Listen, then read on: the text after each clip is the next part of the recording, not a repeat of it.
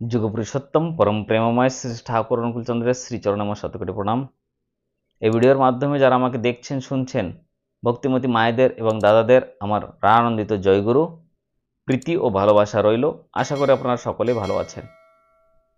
ব্যক্তিগত জীবনে আমরা দেখতে পাই, আমরা যারাই পরিবারের সদস্য একসঙ্গে থাকি বা আমাদের যারা পাড়া প্রতিবেশী, আমরা সবসময় একসঙ্গে উঠি বসি কথাবার্তা বলি, তার মধ্যেই একজন আরেকজনকে অনেক সহযোগিতা করি।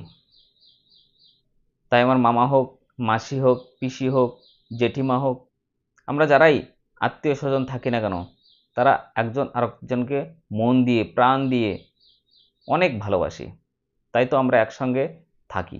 দেখা যায় কোনো কোনো সময় কোনো কোনো ঘটনার মাধ্যমে একজন অপরকে আমরা দোষারোপ করি, অন্য আরেকজনের বিষয়ে কেন একটা দোষ চাপা দিয়ে বসে। কিন্তু প্রকৃত দেখা যায় যে সেই দোষ তার নয়, তার পেছনে একটা কারণ রয়েছে। আর এটাকেই বলে অভিমান ও দোষ বিদ্বেষের যে অসত্য অন্ধকার মেঘ, সেটা জমে থাকে এই মনের মধ্যে। আর যখন সেটা ধরা পড়ে, তখন প্রকৃত যে তার দোষ না, এটা আমার একটা বিভ্রান্ত, আমি খারাপ ভেবেছি তার জন্য, সেটা তখন সাফ হয়ে যায়, ক্লিয়ার হয়ে যায়। এমনই একটা ঘটনা আজকে এই ইষ্ট প্রসঙ্গের মাধ্যমে আপনাদের কাছে তুলে ধরব। দেওঘর ঠাকুরবাড়িতে পরম পূজ্যপাদ শ্রী শ্রী আচার্যদেব বসে আছেন। অনেক ভক্তরা সেখানে প্রণাম নিবেদন করছেন, অনেকটা ভিড় সেখানে। তার মধ্যে কেউ আবার প্রশ্ন জিজ্ঞাসা করছেন, কেউ সমস্যা বলছেন, এবং পরম পূজ্যপাদ শ্রী আচার্যদেব সেই সমস্যার সমাধান করে দিচ্ছেন। সেই ভিড়ের মধ্যে এক দাম্পত্য ছিল, ওনারা এসেছিলেন ত্রিপুরা থেকে। ওই মায়ের কোলে একটা বাচ্চা ছিল, বয়স অনুমানিক 15 বছর হবে। অপ্রকৃতির হাত পা ছুটছে। আচার্যদেবের কাছে সেই মা নিবেদন করলেন যে ছোটবেলায় ছেলে তার মাসির কোল থেকে পড়ে গিয়ে এইরকম অবস্থা হয়েছে, এখন কি উপায়। পরম পূজ্যপাদ শ্রী আচার্যদেব কিছুক্ষণ ভাবলেন এবং তারপর ওই মাটিকে বললেন।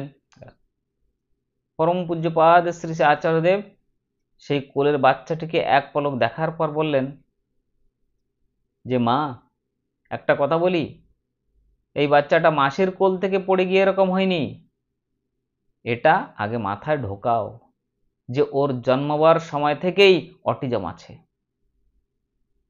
সবাই একদম অচম্বিত বুঝবা দাদার কথা শুনে, যে দাদা এই কি বলছেন। তারপরে পূজ্যপাদ আচার্যদেব মাকে আবার জিজ্ঞাসা করলেন, মা মনে করুন তো যে আপনার রাতে প্রসব যন্ত্রণা উঠেছিল কি, মনে করুন তো একটু। দাদার প্রশ্নের উত্তরে মা বললেন, আজ্ঞে হ্যাঁ, আমার রাত্রে প্রসব যন্ত্রণা হয়েছিল। তারপর আচার্যদেব বললেন, আর সে রাতে ডাক্তার আপনাকে ওষুধ দিয়ে বলেছিল সকালে আসুন, একটু মনে করে দেখুন তো।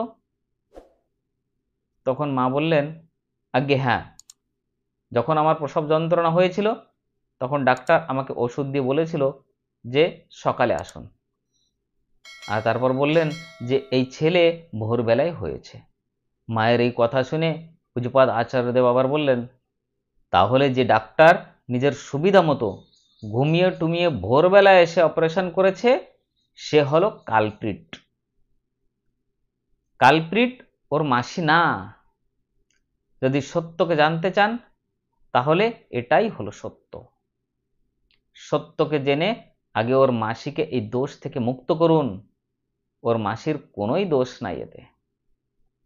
এরপর যেটা হয়ে গেছে সেটার সাথে কি করে লড়া যায়, কি করে লড়াই করতে হবে, সেটাই শিখুন। আচার্যদেবের পাশে অনেক সেবক ছিলেন। এরপর পার্শ্ববর্তী একজন সেবককে নির্দেশ দিলেন, এই মা বাবাকে ভালো করে অটিজম কি, কেমন হয়, কিভাবে এই ধরনের বাচ্চাদের শেখাতে লাগে, সব ভালো করে শিখিয়ে দিতে।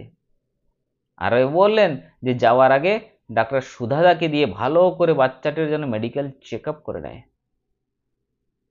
অভিমান ও দোষ বিদ্বেষের যে অসত্য অন্ধকার মেঘ জমেছিল এই পরিবারটির অন্তরের মধ্যে। শিশুটাকে নিয়ে মা বাবা প্রকৃত লড়াই না লড়ে অসত্যকে আঁকড়ে আসর হয়ে শুধু অভিযোগের মেঘ গায়ে মুখে পড়েছিল। চোখের নিমেষে কেটে গেল সেই সংসারের ভূমিতে আগত এই দম্পতির জীবনের প্রকৃত লড়াইয়ের পথ চিহ্নিত হলো পূজ্যপাদ আচার্যদেবের নির্দেশে। তাদের মনের মধ্যে যে একটা দোষ ছিল, যে মাসির কোল থেকে পড়ে গিয়ে এই বাচ্চার এই ধরনের বিপদ হয়েছে, সেই তাদের মনের দোষটা তখনই বেরিয়ে গেল যখন পরম পূজ্যপাদ আচার্যদেব তাদের সত্য কথাটা বললেন। এই হচ্ছে পরম প্রেমময় শ্রী ঠাকুর অনুকূলচন্দ্র যেটা বলে গেছেন যে রেত শরীরে জ্যান্ত থেকে সুপ্ত তিনি নিরন্তর। তিনি এভাবেই পূজ্যপাদ আচার্যদেবের মাধ্যমে লীলা করে যাচ্ছেন। তিনি চান সবাই ভালো থাকুক, সবাই বাঁচা বাড়ার নূতন পথ খুঁজে পাক, সবাই শান্তিতে থাকুক। তিনি চান না যে কখনো কার অমঙ্গল হোক। তিনি চান সবাইকে ভালোবাসতে। তিনি এসছেন ভালোবাসা বিলাতে এবং তিনি কাছে টেনে নেন মানুষকে। তিনি মানুষ চান, মানুষ আর মানুষ।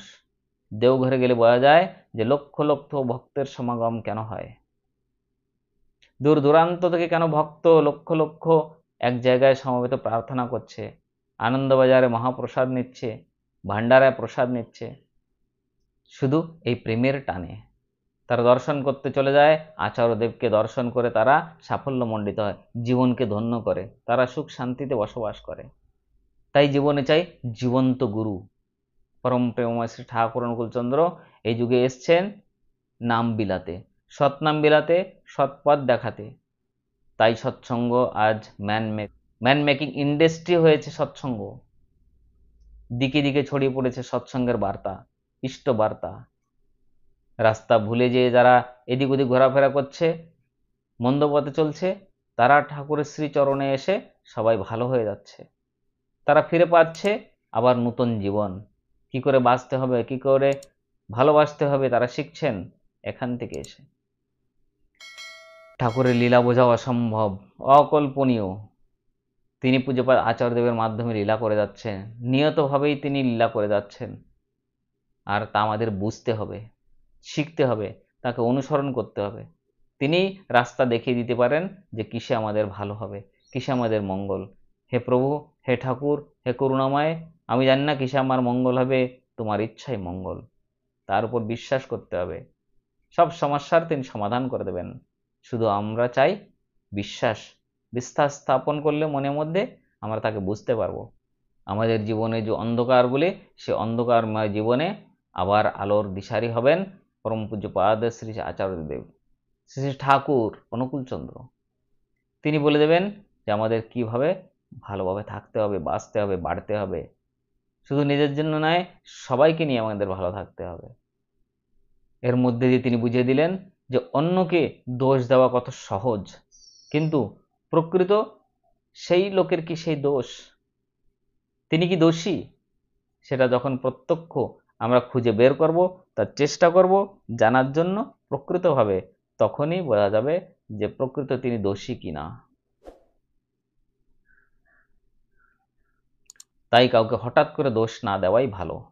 শ্রী ঠাকুর বলেছেন যে তার মধ্যে ভালোটা কি সেটাই দেখার চেষ্টা করো, তাতেই মঙ্গল।